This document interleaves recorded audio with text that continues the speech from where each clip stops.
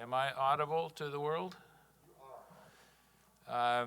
Good evening. My name is Bill Horns, and this is a meeting of the Transportation and Transit Commission for December 9th, 2021. And the first item of business will be to call the roll to see who we've got. I'm here, Troy Klein, Rich Tate. Here. Jason Strauss has an excused absence. Mike Gurnetsky. Yes, sir. Excellent. Thank you. Gabriella Gerhardt. Here. Elizabeth Ward. Here. We have 6 out of 7, so we have a quorum. First item of business is roll call. No. And determination of quorum, we did that. Public appearances for non-agenda items. I don't see anybody here. Is anybody online? No, sir. No? Approval of agenda. Can I have a motion to approve the agenda? I move to approve. Second. Thank you. Moved and seconded. Just for the record, somebody's trying to keep track of who that was. Troy. Troy approve. Troy and Gabriella? Gabriella second. Thank you. All in favor, say aye. Aye. Aye. Aye. Any opposed? Approval of minutes. Do I have a motion to approve the minutes from the last meeting? So moved. Seconded. Was that Gabriella, seconded by Troy? Thank you. All those in favor? Aye. Aye. Aye. Any opposed? Hearing none. I feel like I should abstain because I wasn't here. Okay, that's fine. And by the way, I should say that we do have Elizabeth Ward, our new member, present. And that being the case, and before we get farther into this business, Elizabeth, can you introduce yourself? Sure. Elizabeth Ward. I live not too far from here, and I'm really interested in transit issues especially, but transportation in general. Largely because of climate change and transportation access. So I'm excited to be here. All right, thank you very much. I'm glad you can be with us. I appreciate your willingness to take the time. Next item is we're on to review items, and the first one is review of the draft transit service agreement. And maybe the best thing would be to let you start off, Andrew, and just give us a thumbnail sketch of what this is all about and why we're doing this. Sure. And so this is a little bit of a preview ahead of the referral from council. But so this is an action item. It's just kind of for your comment tonight. But really what we're looking at here is so right now our service agreement with Madison Metro is from 2015. It keeps updating every year. And as we mentioned several times through past TTC meetings, Madison Metro and the other partners are interested in updating that agreement. So this is kind of the final draft of that agreement between Fitchburg and the City of Madison. There's a few highlights in here, most notably that operating reserve account, which we've been previously calling escrow. So that makes its way in item 3 there. There's also the 90% of service hours. That's kind of the floor. So anytime we would dip below that, we would still be paying that 90%.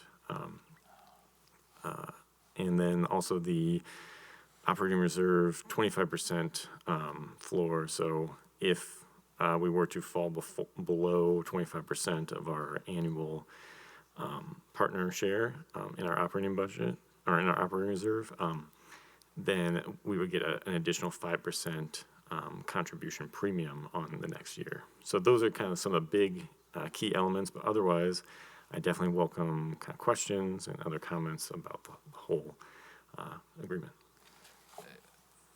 Gabriella. Just wanted to add a couple things, especially since we have a new member here. So this has been in discussion for over a year now. Andrew's been a part of the discussions I've said, and not as many as I was able to, and I know our finance director, Misty, was also a part of this. And Andrew, can I assume that Valerie has taken a look at this as well, our city attorney? Yeah, we have sent it to her. She hasn't done her full review. We'll do with council. But. Okay. And then, so the whole reason behind this is before the contracts were year to year. which is really difficult for a system that's as complicated as this one with different multiple partners. So they wanted to move into a longer-term contract to kind of even out the complications of year-to-year contracts. So this is part of that. The other part of this is that costs have been rising, in large part due to the fact that, there's infrastructure improvements that should have been made over a longer period of time but weren't made, mostly to the main facility where the buses are stored. And the need to kind of fix that lack of investment over time has led to rising costs. And there are other mitigating circumstances as well, but that's part of it. And because of COVID, there was some one-time influx of federal funding to public transit systems, including a windfall to Madison Metro, with the plan to distribute it to partners. And so because of that amount of money, the idea was to create this operating reserve account. So rather than Madison Metro just taking that money and investing it in the infrastructure, instead it gets divided amongst the partners. And then as those costs rise as due to those investments to infrastructure, that extra money can be taken out of the reserve to kind of even out the increases that are necessary as a result of that reality that we have. And we've discussed this before, but I just kind of want to give some additional background for the commission. And yeah, I'm happy to. I've been in as many conversations as I was able to sit in on, so I have some context in addition to Andrew as well. Okay, are there any other comments or questions at this point? Yeah, I guess my general question is how do we know year over year how to compare the value that we are getting from Madison Metro? How do we measure that? How do we compare that against previous years? That's a great point. And having just gone through the operating assistance application, I have a little bit of background on kind of previous ridership, service hours, some of the changes due to COVID, and then what we're looking at in the future. I think, unfortunately, there's a lot of changes both just prior to now with COVID and then in the near future in 2023 with the network redesign that I think will probably disrupt kind of the business as usual. So it's hard to track some of these things in terms of kind of consistent, if everything else was kind of held constant, we'd have a better understanding. And so I guess in that light, I would say there are a lot of changes that we'll be talking about in a little bit in kind of or potential changes in the upcoming network redesign that I think could offer a lot of value to the residents of Fitchburg. And so I'll note that as kind of on the horizon, but otherwise I don't know. I mean, I do have some performance measures in terms of passengers, but again, those are very different than what they were prior to 2020. So. And I guess maybe my follow-up, just general comment is changing around the infrastructure, whether it's creating, long-term efficiencies for the city of Fitchburg and its residents would be my main concern. And if we're doing that at a state of flux, I just would wonder how that's measured. Is it something where we would be setting a baseline now when the bar is relatively low? Or is it the converse where we're actually setting some standards that year over year, costs and ridership become a flux because we're adjusting this sort of thing now, as ridership may be a little bit lower and network redesigns may be going on. It's always good to go into these longer term agreements with some sort of situation baseline so you can measure the changes and how they impact the city of Fitchburg. Okay, I did a question. I guess it may be related to that. There's a table. Attachment B is a table showing our hourly rate contribution, and it's going to go up 3% a year after 2026. But before then, it's going up faster than 3% a year.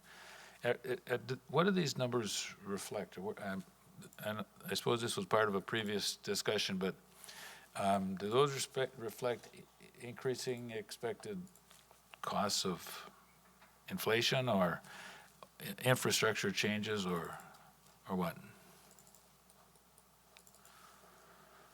Sure, I can pull this up. So how Madison is calculating that is they have our prior year, our 2021 rate, plus the 3% that they have going up. And then for the first few years, they have an additional kind of fudge factor.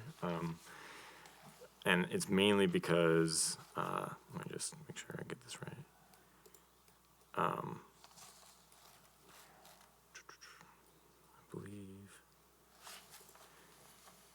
I believe it's an additional factor because we will be. It kind of puts us in the same boat as Sun Prairie and Verona because we're looking at separate state operating assistance. And so basically just to make sure that we don't decrease our operating reserve too fast. That's basically just for the first 4 years that would kick in. But then subsequent to that, it would be 3% increases per year. If that makes sense. Okay, I personally, maybe others are better prepared. I have no idea if those are good rates or not, so I'm happy to say, fine, if you think so. That thought has been given to that, and we're getting our money's worth, but I have no way of knowing if that's true or not. Right, and just to clarify, so the cost per hour, so they calculate the expenditures and apportion them to Fitchburg based upon our service hours. And so the actual dollar amount that they're charging us per hour is just what's going to be on the bill. The cost apportioned to us is done through that calculation. And so basically the delta between those two values is what's coming out of our operating reserve annually. So if that makes sense. Okay. And so we have some flexibility on what that table B is. That could go up and down. But if it does go down, then that'll just take more money faster out of our operating reserve. Okay. Okay, I just had a bunch of minor comments, which I won't take time, little editorial things, but I was curious in section 4D, it says the partner's annual gross investment, blah, blah, blah. And then it talks about a partner, and later in that paragraph, a partner that applies for and receives state aid directly for transit services.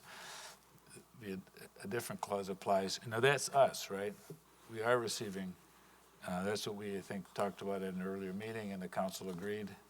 That's correct. So that we will be receiving state aid directly. So I was a little puzzled why. I mean, is this contract peculiar to us? I know it's generally drafted to apply to many different places, but in some places I think applies.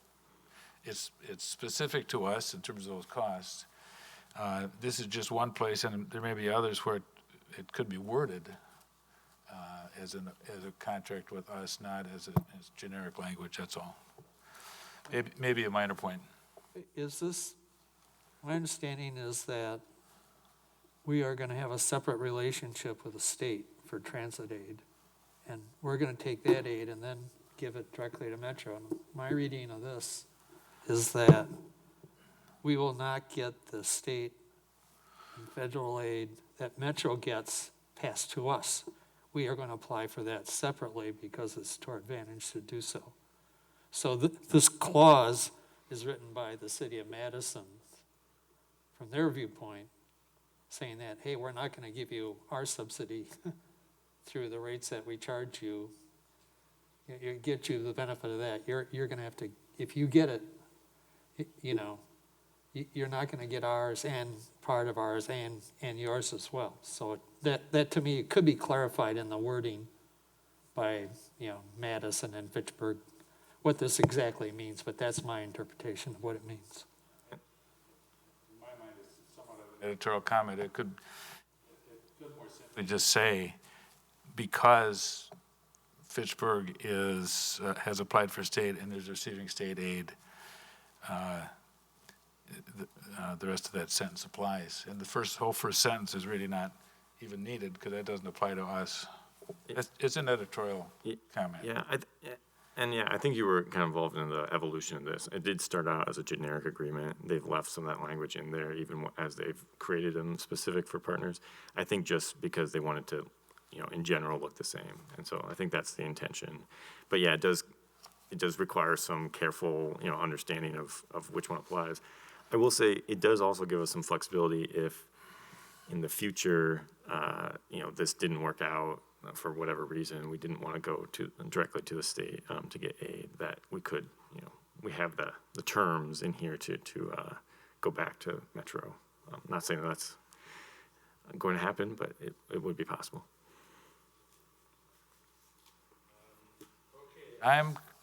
Sorry, Gabriella. I mentioned this in the past, but I do want to get on the record again that the infrastructure improvements are the ones that benefit all the partners. It does not include things that only benefit the city of Madison, like bus rapid transit. Just for clarity, I know that's a lot of discussion in the press of the region, but that cost is not being passed down to the partners, including us. Unless in the future we wanted to have bus rapid transit down Fish Hatchery Road, which is a possibility that we should talk about down the line, but not for the current contract. I also wanted to mention, Andrew, Misty's been a part of some of these conversations and she's reviewed this as well. Is that correct? Yeah. Yes. Okay, so Misty's our finance director, just in case anyone doesn't know that. And then I also think it could be helpful for the council to have a memo from you just explaining some of the history behind this. I've done my best to give some context to the council, but it's a complicated history over the last year plus. So I think that would be helpful, and I'd be happy to help you draft that, given the fact that I've been involved in it as well. But I just think that would be really helpful for the council discussion.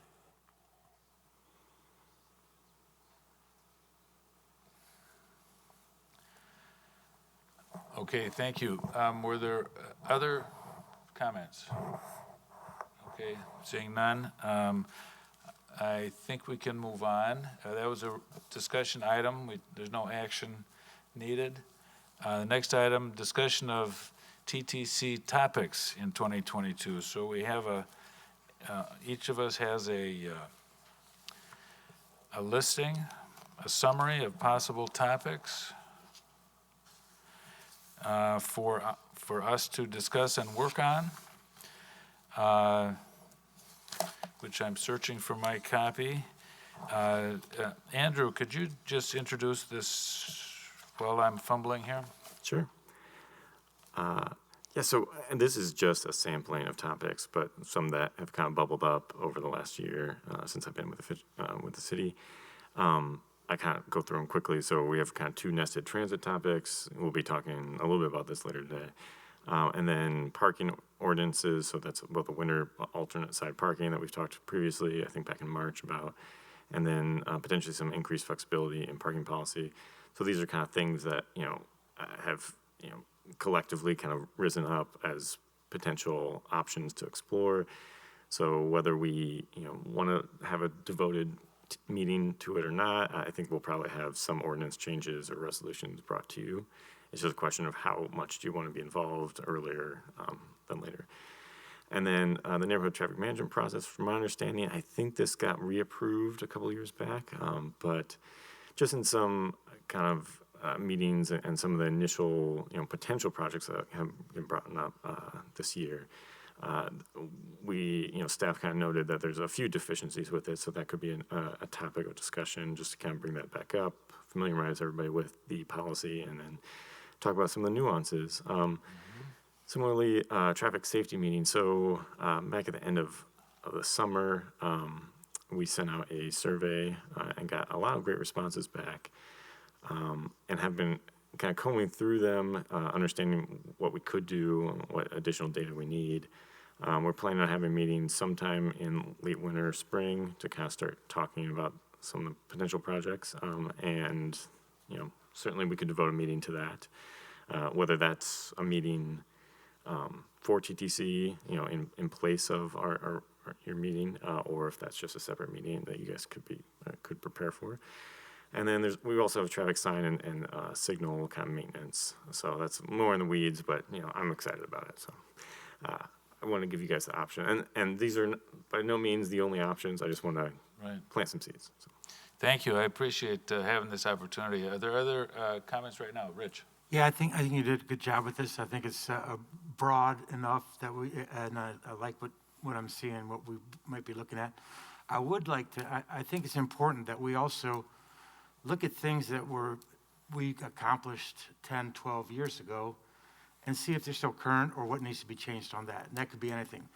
I'm specifically thinking of the bike pedestrian plan, which was done in 2008. Now, it's not broken, we don't really need to fix it, or do we? I don't know, but I think just we should, as good practice, continue looking at our past work and see if we can just stay ahead of the curve. On a more detailed note, about 2, 3, 4 months ago, we had a couple in here,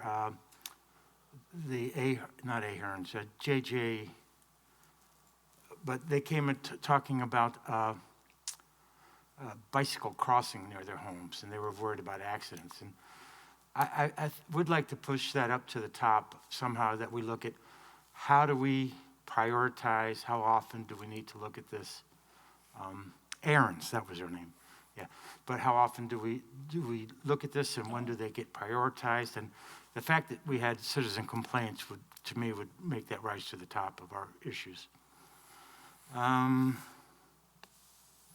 And that's it. Okay.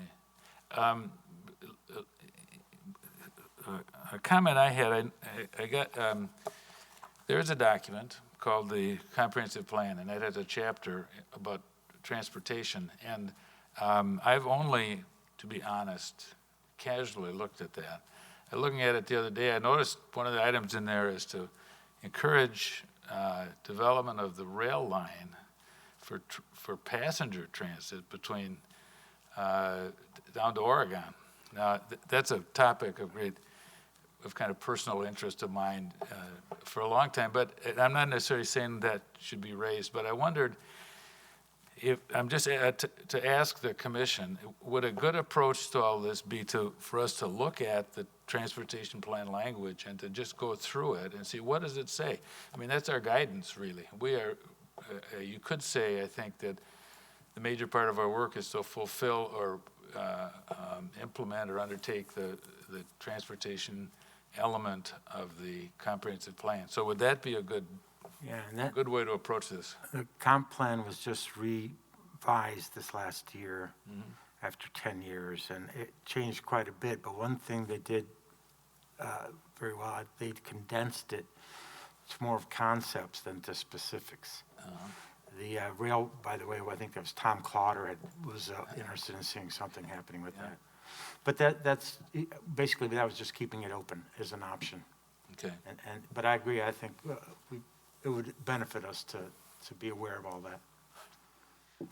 Yeah, Gabriella. Yeah, I certainly agree as well. I mean, I think taking a look at those, in particular, the comp plan, the transportation section, the bike and pedestrian plan, I think that would be really helpful to contextualize, because I think we've had some conversations this year that have been tough and complicated, and I think centering ourselves in what the city policy is will help us make those decisions going forward, especially for the newer members of the committee, of which I count myself a part of. So yeah, I agree with that assessment.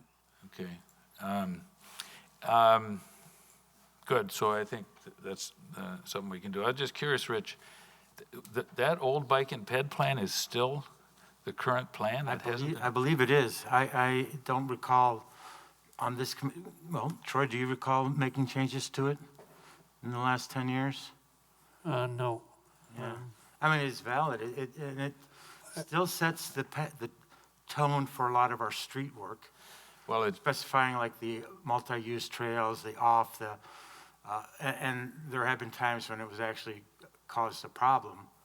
But for instance, the all new streets or repaving would have sidewalks, would have X, Y, Z. Yeah. Well, I'm sorry, Troy, did you want to comment? One of the things that I think would be helpful would be to have a TTC webpage. I think all committees should have one. And on the TTC webpage would list the mission, the ordinances that the TTC operates under, summary of the state law and also the policies that are outstanding and links to them.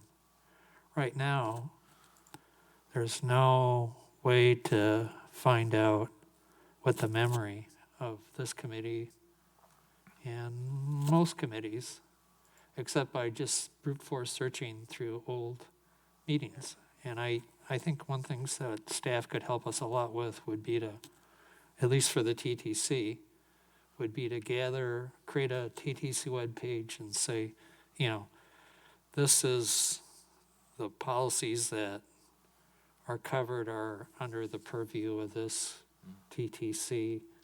These are the relationships like the bus that we're in charge of. Because right now, if somebody wants to do something they really don't know by looking at our minimal webpage, which basically lists the members, why we exist, so to speak. So I think it's not going to be a by next meeting type of thing, but it's something that the council, individual council members, and our council member for this commission can do to help us pass along and create an institutional memory. Because right now, the only way to do that is to go, through YouTube or the web, look at past meetings and transcripts and whatever, and you just have to go about collecting it yourself. So I think it'd help a lot to have create an institutional memory that starts at some point and is just cumulative. I think, was that the 2017 bike and Yeah, I just found the 2017 bike and pedestrian plan. But I think that speaks to what Troy is saying, is that What did you find? that we found the updated bicycle and pedestrian plan, which is from 2017. But that's the thing, it's like it exists on the website. It's just the navigation of, when you search bike and pedestrian plan on the website, it pops up the 2008, not the 2017. That's a website issue, right? But I do think that can be remedied in part, because we have the transportation transit section of the committee. And I do wonder if, even if it would be links to those relevant plans and links to the sections of the website, because even someone searching through the website, the transportation is under Public Works. So someone that's searching for transportation things on the website might not know, I have to go to Public Works and then I have to go to transportation. So even as like a starting point for it'd be great to have something more comprehensive, but I think you could even do it quickly in terms of just providing more links that's collated on that site and then work on something more. It's an ongoing problem with the city website for all At this commissions. point, I'm just saying, let's start with Yes. what we think we got, and we'll do incremental improvements just based on the experience with it. But I think we need to go beyond the minimal website page we have now, which is basically lists names and addresses of the members, type of thing. So I gather, Troy, from your introduction to this discussion that do any other commissions or committees have web pages like you're thinking of? I've noticed some have better website pages like the Library Commission does, in part because they are semi-autonomous. They kind of have this strange relationship. Okay, but They're part of the city, but in a way they're not. But it's very hard in all of them. When I was searching for something last year, I remember I had to plow through everything and end up using search engines and found some stuff on YouTube that I was looking for, and they got it's like it's awkward enough for someone who's been doing this for 10 years. You can imagine what it's like for someone who's newish to the city and newish to the committee. Right. It's an issue though that it's a general problem or concern for any committee and commission, and my thought was that probably the first place to go is there a web keeper, a webmaster in the city? Wouldn't that be the place to go and say we're having some concerns about people getting information about our commission off the web, and it doesn't work very well, and maybe this is a problem for other committees, and maybe there's a more generic kind of solution or approach that the city should be taking. Yeah, I've listened to the council meetings and everybody says, Well, I think 15 years ago we did something. Even the council members have problems, and the city attorney and everybody. So if I was on the council, I would have proposed that we have a position of city archivist. Okay. Someone whose sole job is to be in charge of the institutional memory of the city, I mean, because right. we're existing long enough that the initial round of pioneers, you might say, of the city are gone Right. from active involvement, and Yep. we're missing a lot of history by haphazardly keeping our institutional memory historically. Okay, Rich. I think Troy's got a good idea. The only thing is that someone's got to pay this guy. I think maybe we look forward, though, in how things are organized, how things are put together, how things are compartmentalized, or whatever documentation you have to do, so that it's easily to pick out whatever pieces we need if we were to come to that. And maybe down the road, we can work on these guys and a little harder, and maybe we will have something like that, and we'll be ready. But for the moment, like I said, I don't have any money for them. It's a workload for somebody and an expense. This might be an ideal thing to have a summer intern who's from political science department at the UW, something like that, for, summer projects, goes through and Could I, help us organize. right. That's for the council to decide. if I could just make a suggestion, it would be, Andrew, if you maybe could take this idea and talk to whoever in the city is involved with that, with the city's webpage, and get some notions about what would be involved in doing this for us. I would be a little, I think it's a good idea, but I agree with Rich, it could be a big workload for somebody, and we don't want to just be asking for you or anybody else just to jump into a big project, but maybe you could give us some feedback, talk to other people in the city and give us some feedback. I was just going to share my screen real fast, if folks can see that. It's a little blurry in here. And so this is kind of the complete list, and so, as just so we're all kind of talking the same thing. So yeah, mainly just the members, but also some summary of duties and composition. I believe this is a pretty typical template for all of these, though. Okay. And so I think to your point, if we need more, I think it could be a larger lift of kind of trying to make it standardized for all. There might be some tweaks we can make to it as it is. And it might be even a mailbox address. If you have something for the TTC, someone has to. That's kind of arcane as well. So it's hard for the public to communicate with us. I see Andrew's, did you want to talk, or Mike's. Mike, did you want to say something? No. Okay. Rich, did you? No. Oh, Gabriella. I have talked to the HR director and the IT director about a listserv email address for every commission. They develop them for the PFC during the police chief recruitment, and I think they should have one for every commission. So they have the ability to do that. It would be like one email address, people email it, and it goes to all of us, which I think it's not perfect, but I think it's really would be helpful. So I'll revisit that with her and see if she can make that happen, because I think it's relatively straightforward. And I did just send you an email with a page on the Fitchburg website that I dug into and found that I think has a lot of the information that I think we'd want to see in that site already. It's just impossible to find, which is where I found that 2017 bike and pedestrian plan. But anyway, it would be interesting if you all want to take a look and see if that's in the realm of what we want, and we can kind of use that as a starting place for how to collate things on. But I do agree. I like the idea of having it on the commission website. Or some link to content so that you can learn about so that we have a reference point, and the public also knows what we do as a commission. Yeah, and there's some overlap too between Public Works and Transportation and other committees, so. Right. Each of these relationships, could be a brief footnote saying, we address these aspects of it, and if you have concerns, you can address them to both if they relate. This would also help commission members know what we're supposed to be responding to, or, you know, what we should pass along to the staff or the mayor or the councilor. You know, it's like, we need help too in doing our job, just as well as the public needs help in interfacing with us. All right. Thank you. That's a good discussion of that. Yeah, are there any other thoughts about the general topic of topics for future meetings?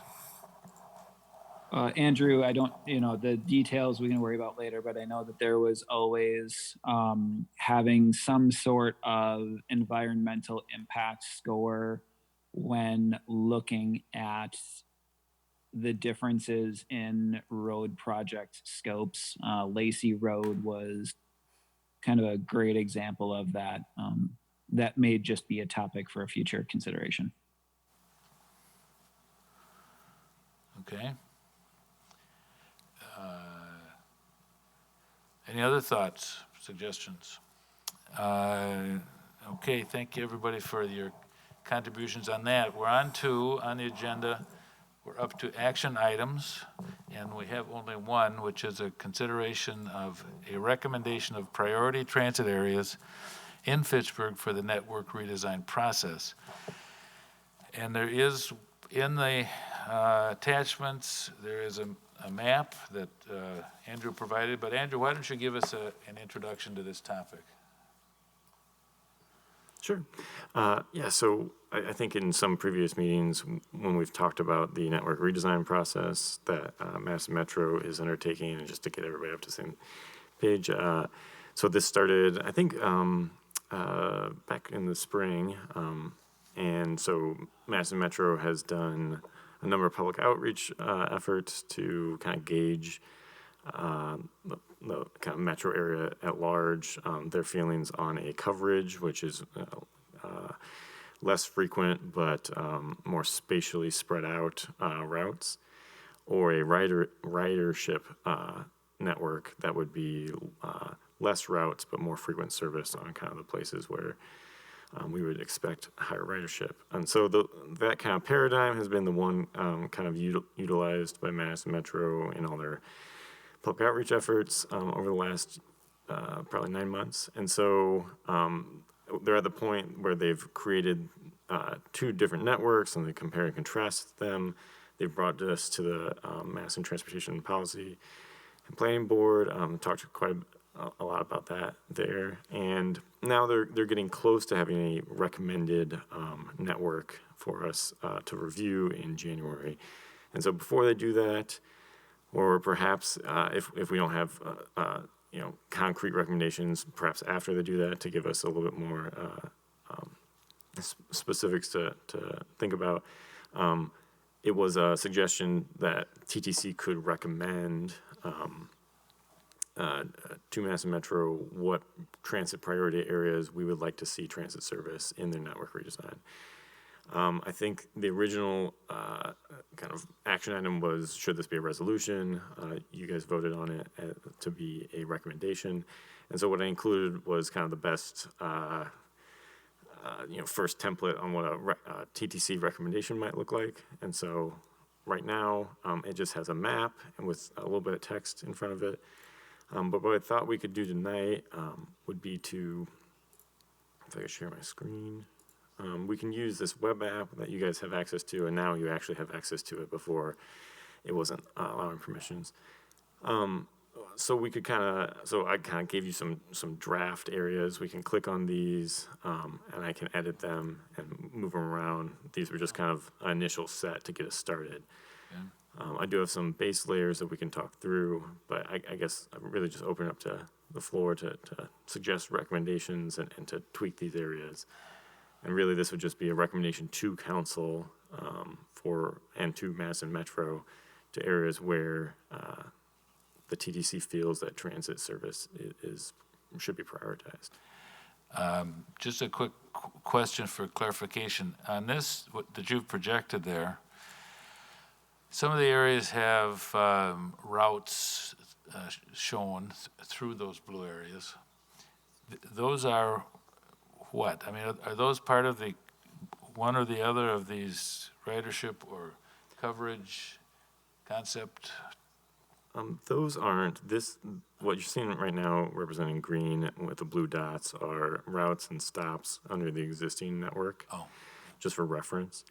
I don't have the ridership and concept and coverage networks on here, just to kind of abstract, but I can certainly reference them. I have some of the alternatives here. So if you like to bounce back and forth, these, I would just mention that, this is, I guess, an idea of what they could be. So compare and contrast the ridership and the coverage network.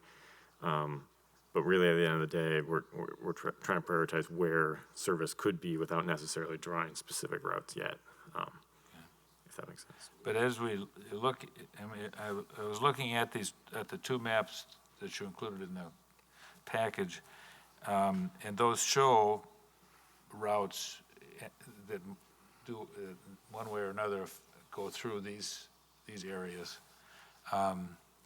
Is that what you had in mind to be part of our discussion, or is that just reference information for background? I mean, we certainly can. I mainly, I guess I wanted to make sure everybody had a chance to kind of read through all of this great material that Madison Metro created. We do have, the ridership alternative here, the coverage alternative here, but there's also a whole lot of great information about kind of where people are located. I think down here there's areas of density of people in poverty, people of color, just to kind of give some reference on where we might want to prioritize areas for transit. And so definitely whatever you guys need, I can toggle back and forth. But I would say I did want to stop short of recommending specific routes, only because there's just a lot of nuance to specific routing and whether or not that can actually be handled within our kind of transit service budget. Okay, and who designated these blue areas on this map? That was just me as an initial draft, basically areas where we have higher transit utilization and existing transit service. Well, offhand, those seem like good areas to emphasize. What is the sequence of events now that we're up against? What's going to happen now in the future, and where do we fit into it? Sure. So what I can do right now is basically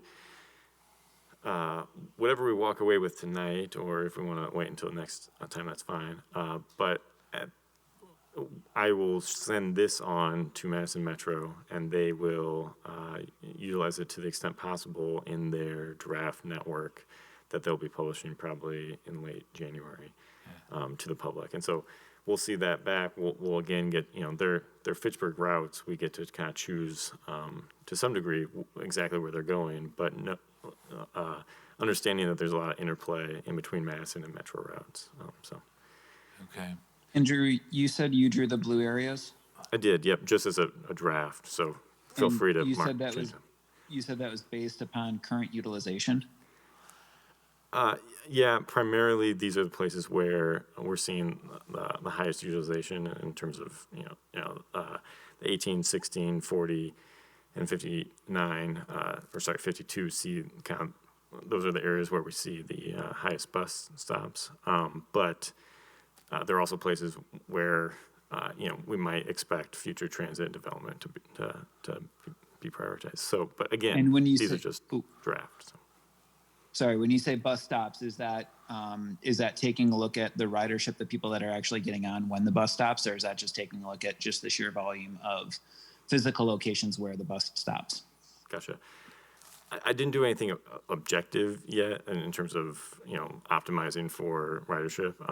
But yes, I am. There is density on ridership per bus stop, so I can pull that up if you'd like. Okay. And yeah, I would expect in those areas that the ridership would be higher. My thing is always just going to go back to what are the metrics around that ridership? How do we get those, and how do we maintain that year over year to make sure that we're getting the biggest bang for our dollar as a customer of Madison Metro? And we can then utilize that service and make the appropriate recommendations for the city. Without that information year over year and how we see things changing, I don't necessarily know that I would be in a position to make a recommendation one way or another. Andrew, I think the Sherrill road from our location to the new development, Siam Road, that area, those developments were in part platted to favor transit, higher density and that type of stuff. So I think the city should follow through on its plans for zoning and so forth by reflecting these neighborhoods that are deliberately platted and designed with higher density to favor transit.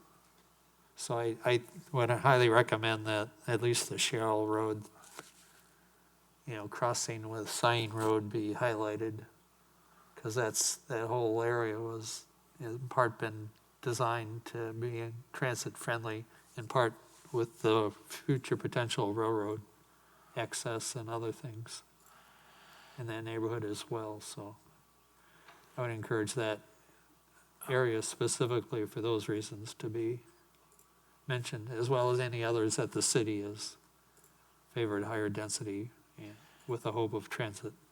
So, Troy, you're saying that you suggest that that area be part of a designated priority area? Yes. I mean, So you want to well, the city has want a blue literally spot put over its there. money in asking for higher density, and I think it should follow through to encourage transit as well. Is this the area that you're talking about? Sorry, it's so faint over there. Can't see the, It's, I can't read the streets. Oh, yeah, right. I didn't see that highlighted on the, No, it's not. right, Um, Centered on the on- excerpt that you gave us. Where is that? I can't see, I can't tell where that is. Centered on Cyan and Sherrill, Center the on intersection of Cyan and Sherrill. here. Okay, There's the, so this is. it wasn't Sherrill here. mentioned on the, oh, okay. listed on the excerpt here. But so what is that we're looking at? Is that, I just made the. you just Yep. created that? Yep. Well, as we speak. Okay, Dynamic government. Yeah. I'm here to serve whatever you guys, any additional changes I'm having to make up. okay. So there's a suggestion from Troy that we designate an area like that. And I think perhaps the most productive way to go about this, and this is just a suggestion, would be if you want to add places or subtly tweak, and then we can kind of, at the end, kind of go through, it's easier to take things off at the end, but that way, at least Okay. we have kind of the bevy of options. So put up some nominees for blue areas, which we just got one. Rich? I think you need a crystal ball. You need to look at the developments, any planned development districts, whether or not they're going to be the TOD for transit-oriented design versus the TND for traditional neighborhood design. That depends on which kind of design is going to determine a lot about the bus's usage and the transportation. And a lot of that then we're seeing through the planning department. We can second guess everything. I think we need to be reactionary at some point. I know we can get numbers from the bus people on how many people board at each stop. Trouble is, it takes years for people to know that a new bus route is in their neighborhood. So by the time we get the numbers, it might be too late. But I'm just pointing out it's going to be very complicated, and whatever we're going to be doing is going to be our best guesstimate. One thing I would like to see, though, is the borders on the map. The red borders that's our current city limits, correct? So could we dash in somehow the parts that we will be annexing through the town of Madison? You've got it in blue. Oh, up I there? think you have it identified. Yep, I'm sorry, I keep vacillating back and forth. I do have it in blue here. We will take on a small area here as well, off of Fish Hatchery Road. Yeah, Oh, that's small. the Zimbrick Buick area is going to be part of the city. The small area off of Fish Hatchery Road is all businesses. There's no residents, so. So, Sorry. so are you saying that kind of teardrop-shaped thing up by, in the upper right there, the boundaries of that are the boundaries of the new land that the city's gonna, Yep, basically more or less. I didn't get it perfect, but up to Badger Road. So. I had a question on the map that you included in our packet. There are a bunch of black dots, which I gather are bus stops? Yeah, I believe that, yeah, the way they popped up. And I just want to mention, I do other like zoning, if we want to look at planned urban developments, we can. My pull that up question now. was, then I'm looking at the draft showing routes under the coverage concept and under the ridership concept. Those don't show any routes that follow these roads. Are they, so in other words, that suggests a route across on McKee and Sherrill. But these maps, the coverage concept and the ridership concept maps, don't show routes that follow those roads. That's right. So, yeah, these are existing, but I'll also mention that the coverage and ridership maps are only showing all-day, everyday routes.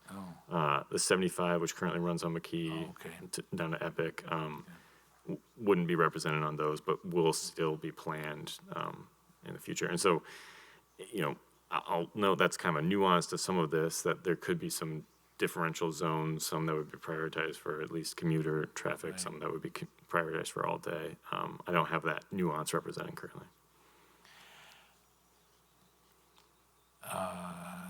Okay. I don't see anybody else offering, Gabrielle?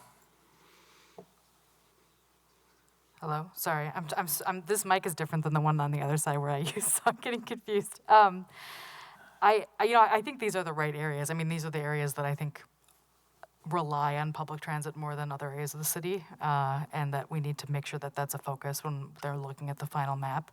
And, based on what I've heard, there are proposed changes to that, but I think highlighting these sections as being like, we need to make sure these neighborhoods have coverage, even if there's gonna be changes, I think is the right way to go. I do think we need to, I don't know at what point Madison Metro is gonna have draft maps for Fitchburg, but when we have something that we feel comfortable sharing with the public, I think we should try to do outreach in these neighborhoods and have neighborhood meetings in the neighborhoods to at least bring some awareness to the issue, so that there's a chance to get feedback. Because that's the thing that's so tough about this is, we have some perspective, but a lot of us don't necessarily, well, these neighborhoods aren't represented on this council or on this commission. So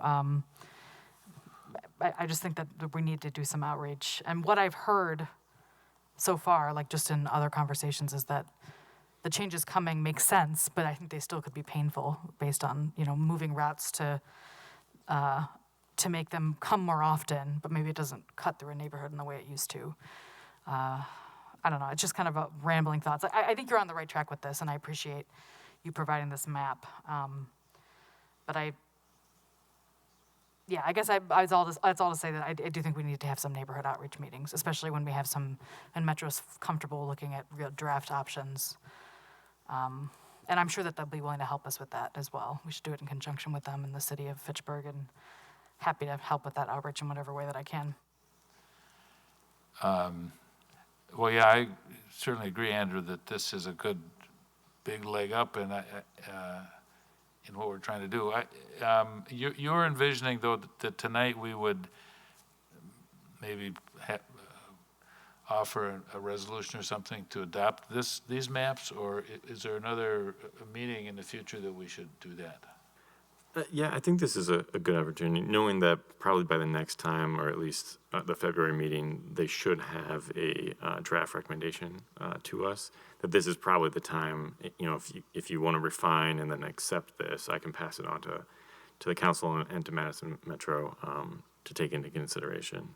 And to Gabriella's point, that some of these areas are large, and so even though, service may be provided, that nuance of where it's provided can have a lot of impact. Well, and another it's not simply a question of what areas need to be served, but need to be served to do what? I mean, you can have bus service out to those apartments that takes people to and from the City Hall campus here, but maybe what they need is bus service that takes them downtown. In other words, it's not just what areas need service, but what they need service to get to. And that's a kind of a whole nother problem and can of worms, but that's just a thought I had. Yeah, I think, I remember once, 3 years ago, where my car died, or no, longer than that. Ooh, much longer than that. Anyways, and I was without a car, and I was very acutely aware of how terrible it was to go get the grocery store, especially if you couldn't walk too fast, type of thing, or carry too much. I can go to the Pick and Save and carry stuff back for exercise, but that's only in good weather, type of thing, Right. Rich, did you have a comment? Yeah, I was thinking of what you had been speaking of, and several years ago, we had a public meeting when we were revising some bus routes. And I thought it funny that everybody wanted the bus route for their neighborhood, but not on their street, make it a block away, But a lot of the people that we spoke to, at that time, I think we were talking down around Noble Drive, they were working at the hospital. And there's no parking, the parking is miserable down there anyhow. And they were going to work either at the hospital or at the university. Yeah, UW Hospital, you mean? So, yeah. So I think I'm piggybacking on what you had been talking about earlier. I think if we were to really look at where the use is, where the need is, it's not necessarily the shopping or getting people back and forth to this building, but a lot of it is on a broader sense, on a regional sense.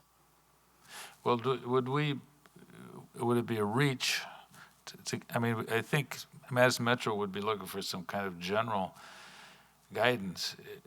Do we want to say we want these areas to be connected to the university and downtown, or do we want to say we want these areas to be connected here? Do we have a priority with regard to that question, Gabriella? It's interesting because I think there are two, in my mind, getting from Fitchburg, different parts of Fitchburg downtown, I think is definitely a priority because a lot of people work in the city. And like you said, the hospital system, the university system, all the businesses downtown. And I know we've mentioned this before, but like a park and ride option could be massive because if we're talking about transitioning Fitchhatcher Road from a more intermittent routes that go to a transfer point to every 15 minutes that goes straight downtown, which is what I've heard in discussion. That's a very functional route that a lot of people I think would want to use. But if people that are parts of Fitchburg don't have a place to park and hop onto that bus route, they're not necessarily in a position where they can walk to that. A lot of people are not in a position to walk to that, but they might be opt to use it if there was a park and ride option. And I don't know, Fitchhatcher Road's an obvious candidate, but I also think that maybe something that is centered on Sayin Road, if it took you downtown relatively quickly, and something that was centered on Anton Drive, kind of the Jamestown neighborhood, all those places are kind of like different sections of the city that would attract a different resident of the city. And potentially maybe that would be a kind of a good bang for our buck, right? Because it lets the people that have car access but don't want to park in the city to get in and out for the farmer's market or for work. So I don't know if there's any, I know that this has been brought up, but is there any way that we could take a look at where we could feasibly have sort of a park and ride in different parts of the city and see if we can maybe make sure that those bus routes land in areas that's possible for the city to accommodate? Is that? Can I add something? That's near and dear to my heart. I've been pushing for that for a long time. And if we were to proceed with that, what we need to do is, once you have land on a major transit course, it gets expensive. So we need to buy the land or get that into the works now. Maybe, like I said, just out Fish Hatchery or ways down, maybe down by Oregon, to be able to look ahead enough to start purchasing the land so that we don't get behind the 8 ball when all of a sudden it's worth way more money than what we could afford. I'll just mention another option might be to leverage existing lots and just lease a portion of them. I'm sorry, what? Again, Just to leverage existing parking lots and lease a portion of them, especially where we have, abundance of parking. Which might be an option on Fish Hatchery Road. But yeah, it's a good point and certainly something we can look at. I know Sun Prairie recently built a park and ride for their bus rapid transit. I think that's a great point, and certainly if there's a variety of options for folks all across Fitchburg, that I don't have specific information on land values or kind of feasibility at this time, but So is the creation of park and rides part of within the realm of thinking of Madison Metro as they're doing this? I mean, are they proposing park and ride locations, or is that? I don't think they are. I think if we were to want to pursue those, I think Fitchburg would be buying up land, similar to what Sun Prairie did. We would be, similar to bus stop amenities, that would be, our responsibility to build and maintain those. But it certainly is an option for us to look at and to incorporate in some of these. I think as well, it would be nice, it's unlikely that you would want a route to be solely dedicated to this park and ride. I think it's logical that we would want it to serve other uses, residents in that area, but then to also try to leverage an area for, folks who don't live right by the transit. So One of the things that's puzzled me is drawing on what you just said about parking lot. There's a big parking lot out from Pick and Save, and there's a lot of space there that just never has cars in it. I mean, it's a big unused parking area. It seems to me occasionally there's the big tent gets set up and they sell fireworks and stuff, but there's a fair amount of space there that maybe it'd be worth for certain hours of the day designating that for a park and ride lot. I don't know. But going back to this issue of priorities, would we want to indicate in addition to giving a map like this to Metro, tell them that we want them to prioritize transportation to and from the hospital and the university and downtown over transportation within the city of Fitchburg? I don't know where we'd get the most bang for the buck. I would hope they might know, or I don't know. On the side point, back to the park and ride, Madison Metro also had problems with bus storage, and to have some facility out here for a bus barn could be used in conjunction with the parking space. Park and ride, I meant. I just want to mention, so back in, I believe 2008 or 2010 when we did our transit study, roughly 50% of Fitchburg users were going to either downtown or the university campus. So it is, a large share, certainly, a good chunk of ridership that is going direct. And I'll say, just generally speaking, I think that the direction Madison Metro has been taking is a kind of ridership leaning network. So I do think that what they're probably working on right now is probably in line with that most of these routes that are currently terminating at transfer points and then having, requiring either folks to wait there or transfer buses to go to those eventual destinations will be direct and higher frequency. So I think that would align with what you're currently talking about.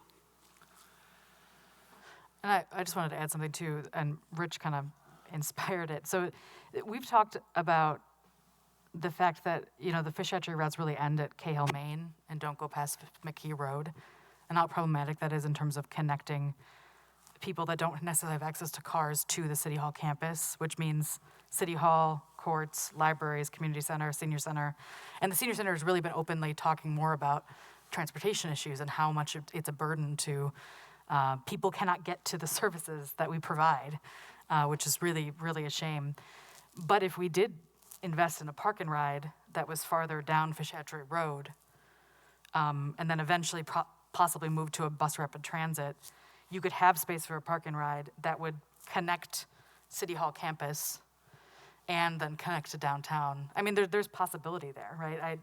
I didn't think about like acquiring some land further down Fish Hatchery and make that, because it's not that much of an extension. It's more expensive, but if it were a park and ride, it would benefit more than just the people that live on the route.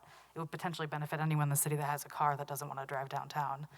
And that would certainly be a way to get, I mean, if we're talking about getting your money's worth, like that could be massive. And I know that there are a lot of people in this town that want to use public transit, and maybe the park and ride would be the thing that's the easiest for us to accommodate versus having routes that wind in and out of neighborhoods that are maybe not super well used. But anyway, connecting to City Hall campus, I know we've talked about that. It's more expensive, but it's necessary. But if we could also connect that to a park and ride concept, maybe that would be the best of both worlds. Yeah, I've read some articles recently on different transit systems in the country, motivated by COVID and other reasons, to make transit, in essence, a free service, not charge for the rides. And there's some interesting results on that, which I can send to you if you like. But I think if I knew that I could wanted to pick something up downtown right now, because it's pretty much a rush hour thing, I have to go in my car when I do it after outside of rush hours. And if I knew that, something was on the square and the service was fast enough, well, then I could say, well, I'll park at a park and ride and go. And if I don't have to worry about fare or my fare card, or make sure I have my 10 pass current, or, so I don't know, the city council could maybe have a transit card for residents. So you pay $5 for the year or something, and you can board any within the city, any bus going anywhere on Metro for, for a very much, just an administrative fee for your quote bus pass to get on. And I'd be more than happy myself personally to have a pass where, I get on and I come back without having to worry about whether I have all the current fare or whatever, even if it's, whether it's $1 or $2 or whatever. And I think that would, Right. because part of our problem is we have a fare structure that someone always has to make this decision as to, well, do I buy a monthly pass? Do I buy per ride? Do I have the money? And I think if it was just a service for city residents, I think we'd encourage usage more than we would ever lose on loss of fare. It's an interesting suggestion, but right now the point of business for action is do we want to pass along this amended map that Andrew created, and was amended to capture Troy's suggestion as our recommended priority areas for the Metro to work with. Are we ready to endorse that? Andrew, a question. What's the timeline? Is this something that you have a deadline for this? That you have to present this to Madison Metro at by a certain time? I don't, but just the timeline they've given us is that it's likely that they're going to give us the network in January. So if now is really the time, if we want them to incorporate it at all in their at least draft, proposed network, that would be the time. And just real quick, as Michael noted, just data. Sorry, it took me a little while to bring this up, but this, the heat map of existing boardings. I think this is February 2020 data. But you can kind of see, so this is, certainly there's been a weird last couple of years for data, but this gives some kind of understanding of relative magnitude of ridership at varying bus stops. And you'll see, the biggest one obviously on here is the transfer point, the south transfer point. Okay. So just, if that's a request, we have the data, but that's all. Andrew, this is extremely helpful. And you said those are getting on, but we have no idea where people are getting off, correct? That's right. And so, typically you assume kind of if somebody gets on somewhere, that eventually they'd make their way back. But yeah, certainly from a OD perspective, we do not have that data. We don't know. People from Madison are actually coming on, getting on at the transfer point, and then everybody is getting off on, let's say, a stop that's currently on PD that's adjacent to like a Seminole. Like, we could assume that that's not the case, or that's not the case, but we could not look at this map and assume that. We can only just assume that there's a ton of people getting on at the south transfer point. We kind of don't know where they're going from there. Is that a fair statement? Yeah, so they're either traveling there directly or they were dropped off and are getting on a new bus. Yep.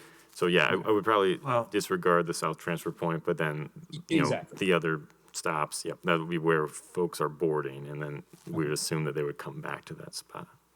Yeah, and I mean, I would look at this, and I appreciate Troy's comment about the areas that were maybe a little bit higher density.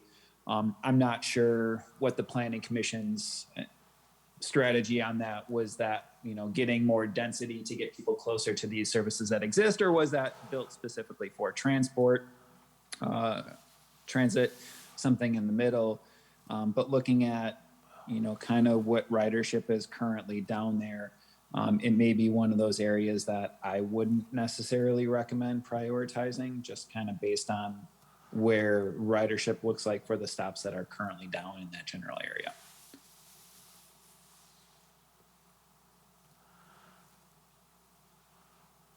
So, again, are we ready to act on this map?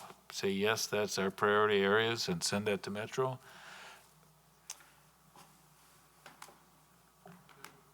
I would entertain a motion to that effect if someone wants to make that. I move to have Andrew share this map with Madison Metro to show our priorities. I'll second. Okay. Motion is made and seconded. We can have a little discussion now on that motion. Is there any comments?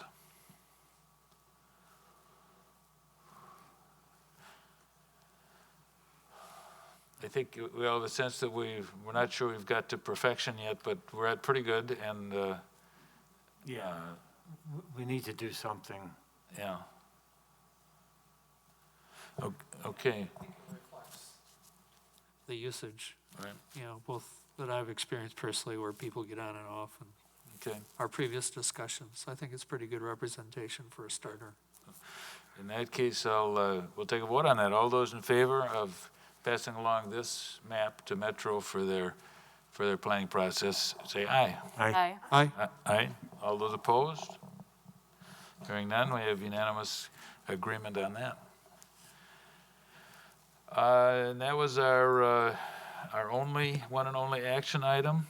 I'm sure we'll be talking about this again in the future. Next item is 8 on the agenda, report from department. Sure.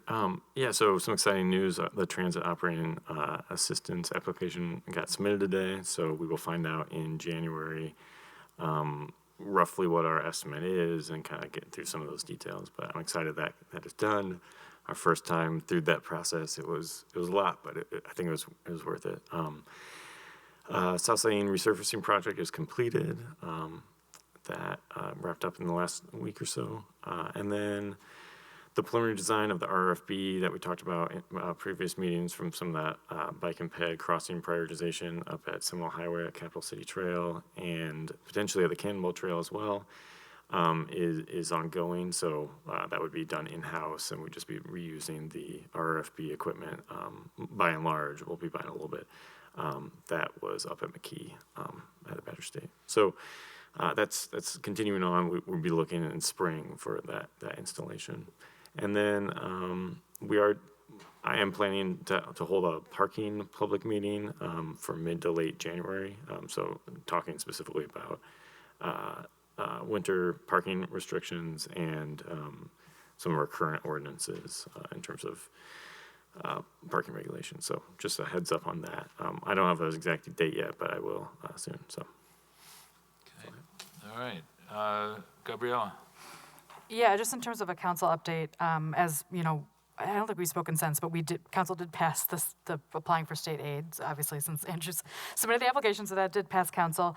And the other things that we looked at recently, the TPP of West Lacey Road, R19221, that also passed council. The Seminole Highway and Lacey Road intersection roundabout, R19521, that passed council. And then this Sherrill and Cyrene Road controlled intersection that we had quite an extensive discussion on, that actually failed on a 4-4 vote, and then we passed it as a traditional stoplight intersection. So that's how that went down. And I think that's all in terms of, and I also just want to say congrats to Andrew for wrapping up Fishatry Road. That's a big one. We had a nice celebration a couple weeks ago about it, and I know that was a lot of work. So thanks, Andrew. Good. It works great. I've tried it from all directions. Announcements. Do we have announcements? Item 9 on the agenda.